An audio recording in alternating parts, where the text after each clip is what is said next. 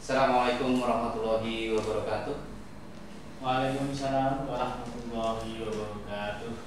Baik, sobat pembangunan, berjumpa kembali di podcast Dalef Pembangunan Baprida Kabupaten Pati.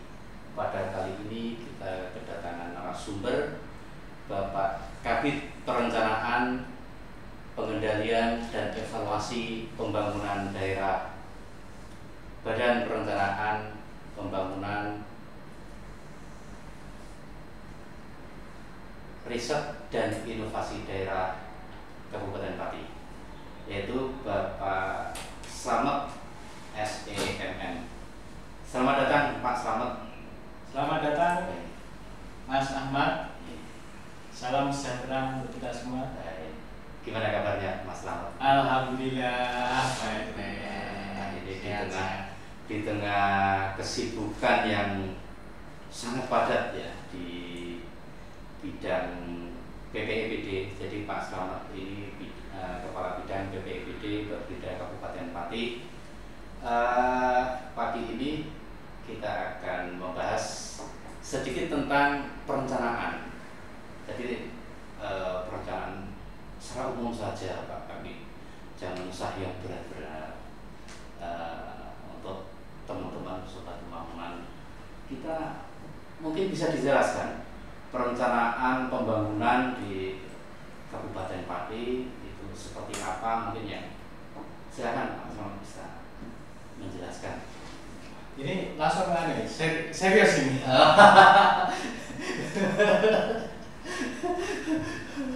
Ya, baik Mas Ahmad. Kalau kita sebelum berbicara perencanaan bangunan ya, kita berbicara dulu masalah perencanaan. Nanti perencanaan itu apa sih? Perencanaan itu kalau saya lihat beberapa literatur, ya ininya suatu proses untuk merencanakan masa depan. Tentunya dengan melihat potensi kita.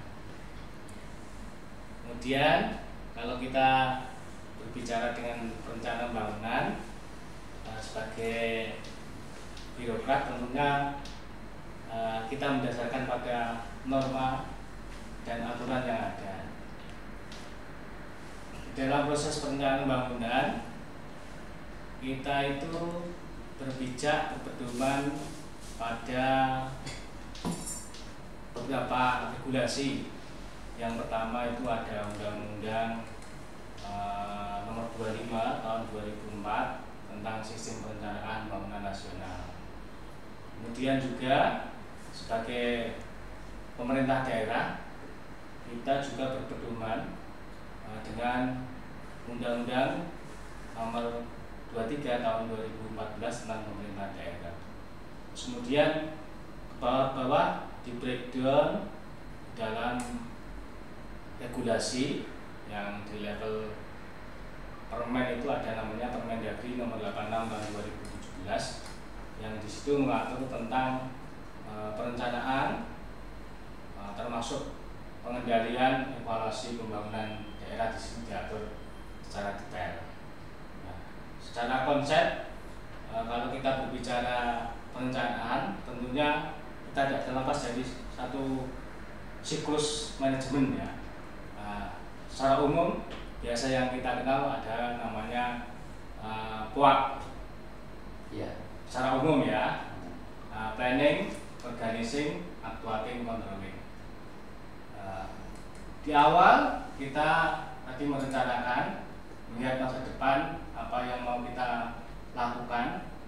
Tentunya untuk meminimalisir risiko, kita merencanakan apa yang kita rencanakan. Ya, kalau berbicara pemerintah daerah, kita punya mulai urusan wajib pelayanan dasar, urusan wajib non pelayanan dasar, kemudian urusan pilihan, juga ada urusan penunjang dan sebagainya.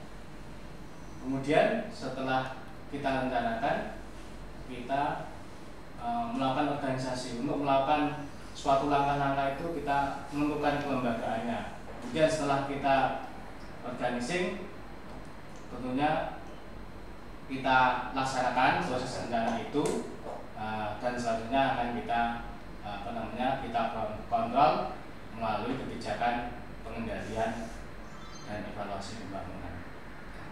Secara umum itu Mas Ahmad. Oke. Tadi disampaikan bahwa perencanaan itu termasuk melihat masa depan. Apakah ini tidak malah berkaitan dengan dunia?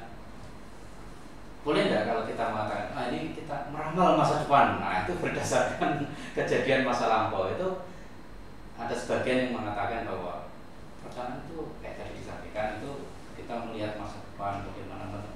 Itu seperti apa itu Pak Kabit? Kalau kita mau merencanakan masa depan, tentunya kita harus mengetahui keberadaan kita itu di posisi mana. Istilahnya, kalau kita tidak mengetahui posisi kita tidak akan bisa menentukan kemana arah kita akan berjalan.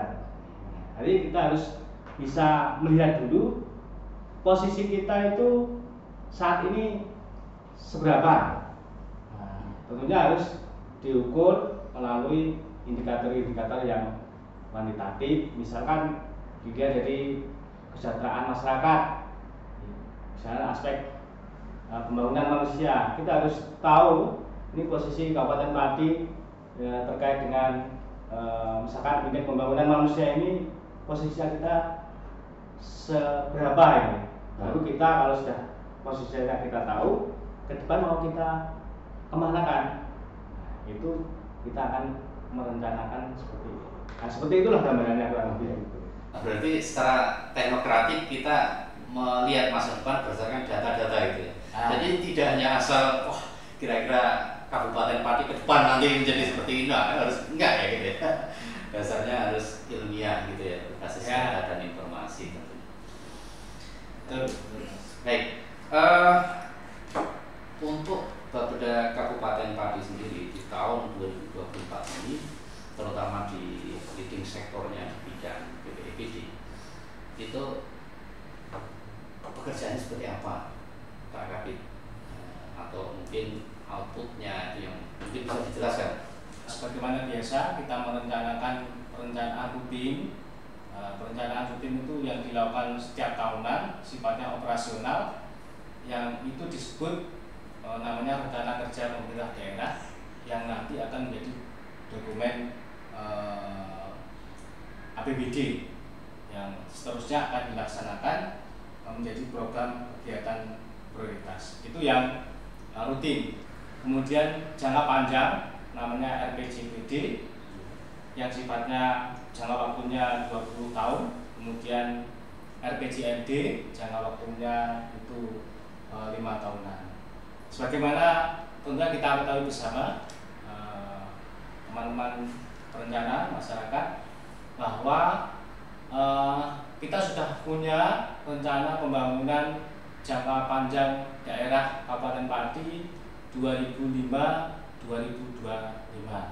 Tentunya perencanaan jangka panjang yang berakhir di 25 itu segera kita lanjutkan dengan perencanaan jangka panjang selanjutnya yang saat ini sedang berproses kita susun, yaitu RPJPD Kabupaten Pati 2025-2045 sebagai satu kesatuan dokumen perencanaan pembangunan jangka panjang di level nasional maupun di level provinsi dalam rangka kalau nasional itu menuju Indonesia Emas.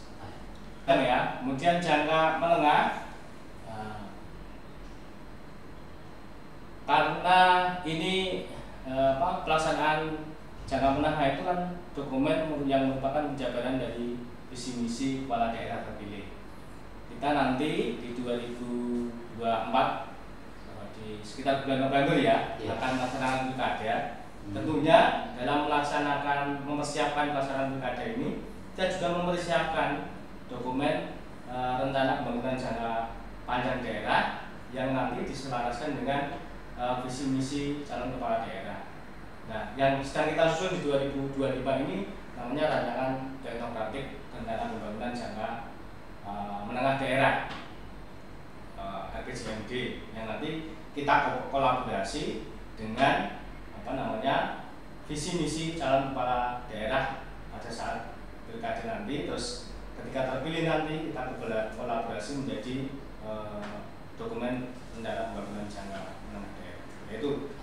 RPJPD, ada RPJMD, dan ada RKPD. Baik. Ada 3 tadi ya untuk output di tahun 2024. Yang pertama tahunan RKPD, kemudian jangka panjang RPJP, sama yang menengah RPJM.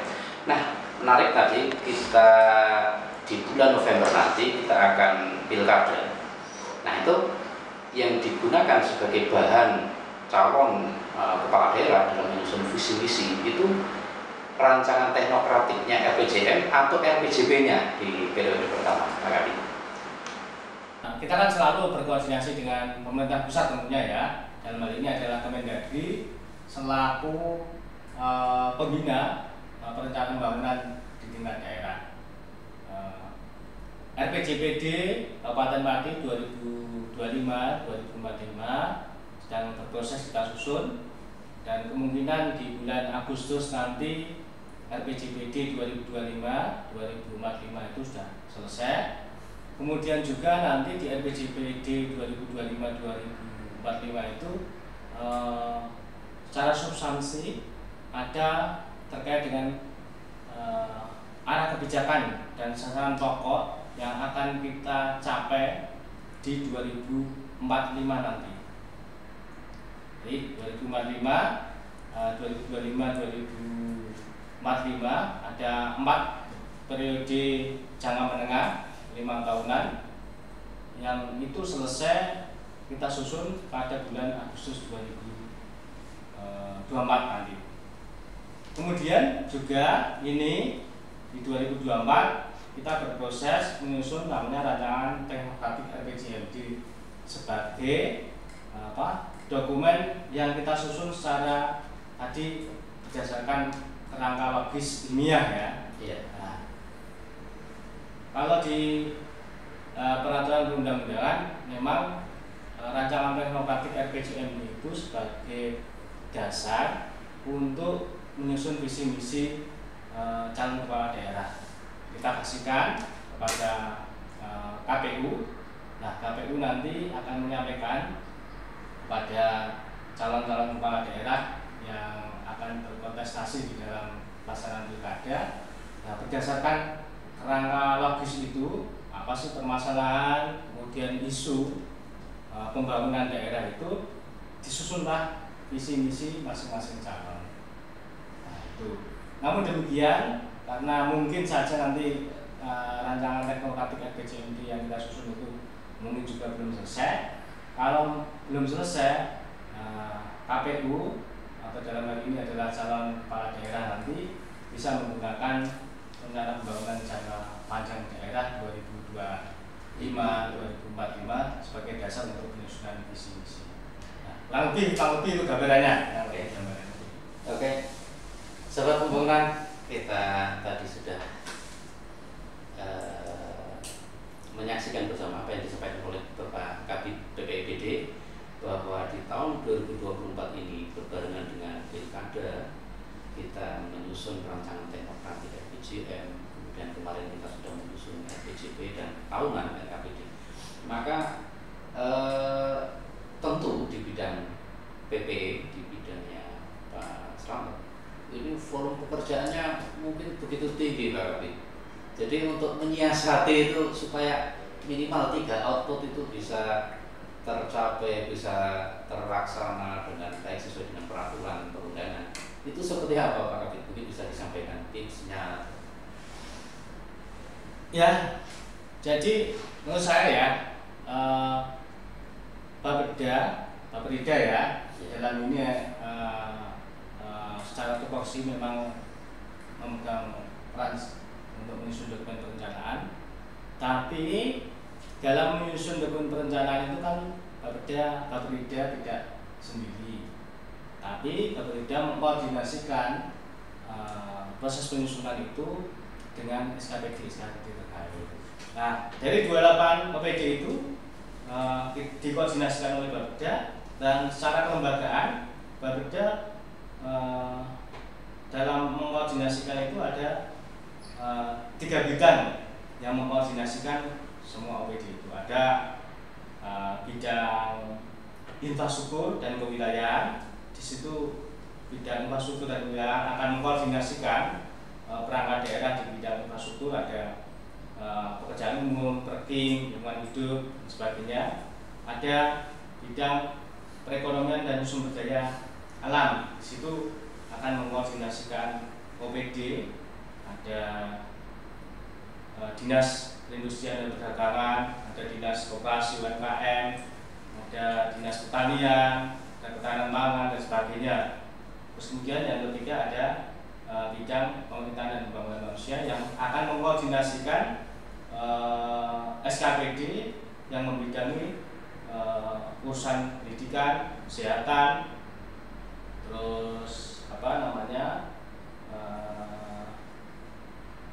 Dispermades dan sebagainya. Nah itu dikoordinasikan itu dalam rangka untuk menyusun dokumen-dokumen di level daerah, sementara di level perangkat daerah juga menyusun namanya dokumen perencanaan di level perangkat daerah.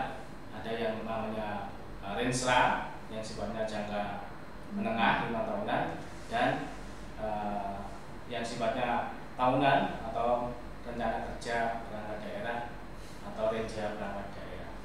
Nah, kurang lebih itu. Jadi Bapeda tidak bekerja sendiri, tapi Bapeda mengkoordinasikan urusan-urusan ini yang dilaksanakan oleh SKPD. Nah, ya walaupun Bapeda ya secara kalau dilihat jumlah personilnya kurang, namun saya kira teman-teman Bapeda itu orangnya ya profesional, bulat ya Mas ya.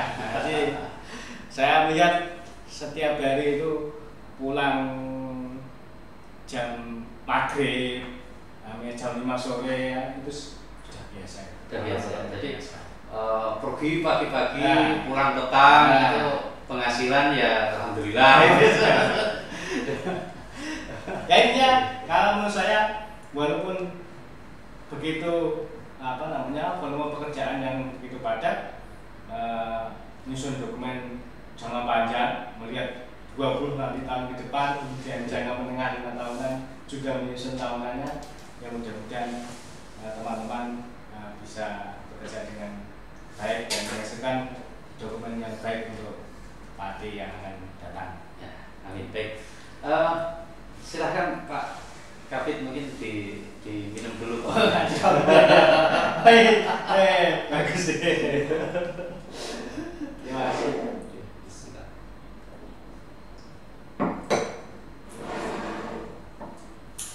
Saya kira ini yang terakhir Pak Kapit, karena waktunya juga sudah cukup siang ya, sudah ada rapat. Yang terakhir Pak Kapit, mungkin kata-kata untuk Sobat Pembangunan seperti apa Pak Kapit? Monggo Pak Kapit. Ya, intinya terima kasih Mas Ahmad yang membidangi di bidang PPE terkait dengan pengendalian dan evaluasi pembangunan daerah. Saya mengucapkan terima kasih telah mempunyai inisiatif bahwa perencanaan pembangunan itu kan tidak hanya untuk kita saja ya. Jadi masyarakat umum, semua lapisan masyarakat itu harus tahu. Maka konsep yang jenengan bangun ini untuk sosialisasi, untuk publikasi bagaimana perencanaan pembangunan, evaluasi itu saya terima kasih lah. Mudah-mudahan ini nanti keterlibatan masyarakat di dalam proses pembangunan itu, masyarakat juga merasa memiliki bahwa ternyata pembangunan itu seperti begini, gini.